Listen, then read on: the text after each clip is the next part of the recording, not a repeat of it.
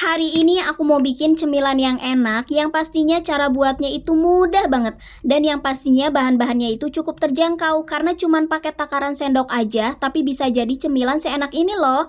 Hai Bun, siapa nih anak-anaknya yang suka banget sama jajanan di luar? Daripada jajan di luar, mending bikin cemilan sendiri aja yuk di rumah. Karena cara buatnya itu mudah banget, dan yang pastinya kalau bikin di rumah itu lebih menyehatkan ya. Untuk resep dan cara buatnya, disimak videonya sampai selesai ya. Pertama-tama siapkan dulu mangkuk atau wadah, lalu masukkan 6 sendok makan tepung terigu, lalu tambahkan ragi instan 1 sendok teh, dan tambahkan gula pasir 1 sendok makan. Kemudian tambahkan air hangat, ini air hangatnya sedikit aja ya, jangan terlalu luber.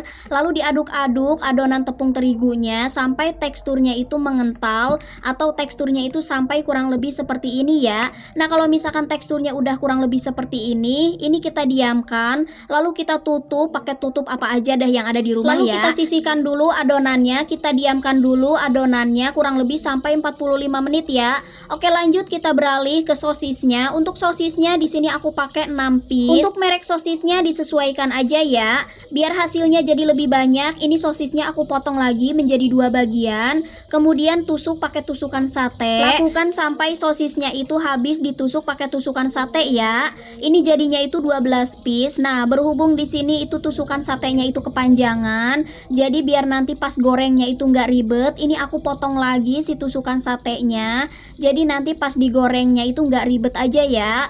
Nah ini kalau misalkan udah dipotong-potong, ini hasilnya udah seperti ini ya. Lalu kita sisihkan dulu ini si sate sosisnya. Oke, lanjut kita beralih ke adonan tepungnya yang tadi udah didiamkan selama 45 menit. Nah ini hasilnya jadi mengembang 2 kali lipat dan berbuih gitu ya. Lalu masukkan sosisnya ke dalam adonan tepung, kemudian diputar-putar, nah sampai seperti ini ya.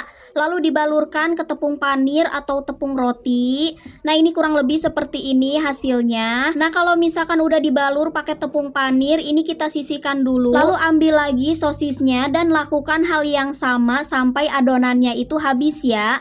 Nah kalau misalkan sosisnya udah dibalur pakai tepung dan tepung panir, ini hasilnya itu jadinya itu seperti ini ya. Nah sebelumnya aku udah panasin minyak, ini konroknya tinggal digoreng aja di minyak panas. Sambil nunggu konroknya bisa dibalik, ini aku mau siapkan wadah.